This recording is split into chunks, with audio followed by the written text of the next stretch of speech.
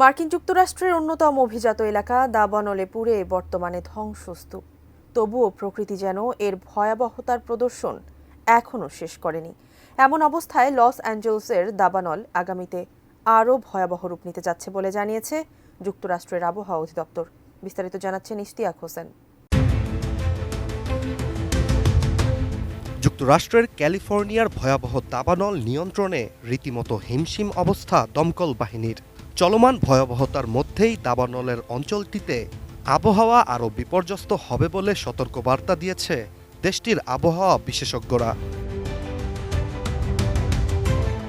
বর্তমান পরিস্থিতিতে দাবানলের কবলে যে সকল এলাকা রয়েছে সেখানে আগুনের টর্নেডো উৎপন্ন হওয়ার আশঙ্কা রয়েছে বলে জানিয়েছেন বিশেষজ্ঞরা। আগুনের টর্নেডো খুবই বিরল একটি ঘটনা, যেখানে দাবানল পুরো এলাকা জুড়ে নিজস্ব একটি আবহাওয়া সৃষ্টি করে থাকে। ক্যালিফোর্নিয়ার লস অ্যাঞ্জেলেসে চলমান দাবানলে অনেক বেশি এলাকায় পুড়ে ছাই হয়েছে, আর অতিরিক্ত তাপমাত্রার ফলে আশেপাশের নতুন নতুন এলাকা অনেক বেশি শুষ্ক হয়েছে। এছাড়া বিগত কয়েকদিন দাবানল দুর্গত এলাকায় বাতাসের গতি কিছুটা কম হলেও নতুন করে বেগ পেতে শুরু করেছে বাতাস।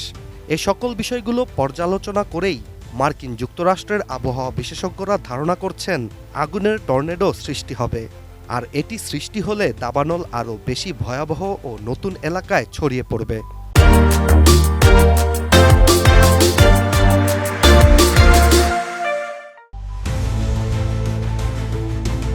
এখন প্রশ্ন হচ্ছে, আগুনের টর্নেডো আসলে কি, কিভাবে এটি সৃষ্টি হয়? মূলত সাধারণ টর্নেডো বৈরী আবহাওয়ায় অতিরিক্ত বাতাসের ফলে সৃষ্টি হয়ে থাকে, যা স্থল কিংবা পানিতে হয়। আগুনের টর্নেডো অনেকটা এমনই। পার্থক্য শুধু আগুনের টর্নেডোতে অতিরিক্ত বাতাসের সাথে আগুনের লেলিহান ঘুরতে থাকে। সম্প্রতি এই দাবানলেই সান ফার্নান্ডো ভ্যালিতে ছোট আকারের একটি আগুনের টর্নেডো দেখা যায়। ফায়ার টর্নেডো বা আগুনের টর্নেডো একটি ঘূর্ণায়মান অগ্নিশিখা। এই ধরনের টর্নেডো অতিরিক্ত গরম এলাকায় গরম বাতাস ও গতিবেগের ফলে সৃষ্টি হয়। এছাড়া আগুন টর্নেডো ক্ষতিকারক গ্যাস, অনেক বেশি ধোঁয়া ও জ্বলন্ত আগুনের শিখা বহন করে থাকে, যার ফলে খুব সহজেই এমন টর্নেডো ভিন্ন এলাকায় খুব দ্রুত নতুন করে দাবানল শুরু করাতে পারে। সবশেষ 2018 সালে ক্যালিফোর্নিয়ার স্যান ফ্রান্সিসকোতে আগুনের টর্নেডো দেখা যায়। সেই সময় প্রত্যক্ষদর্শীরা ওই আগুনের টর্নেডোকে 3টি ফুটবল মাঠের সমান বড় বলে জানিয়েছিলেন। সেই আগুনের টর্নেডোটি 230 কিলোমিটার প্রতি ঘন্টার গতিতে ছুটছিল এবং এক পর্যায়ে ব্যাপকভাবে বিস্ফোরিত হয়।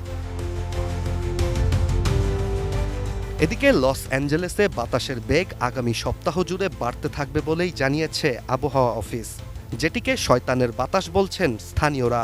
আর এই বাতাস ও দাবানলের তীব্রতা কোনোভাবে কমানো না গেলে আগুনের টর্নেডো মার্কিন যুক্তরাষ্ট্রে নতুন এক প্রাকৃতিক বিপর্যয় ঘটাতে পারে বলেই ধারণা করছেন বিশ্লেষকরা। Ishtiaq Hossain, ATN news.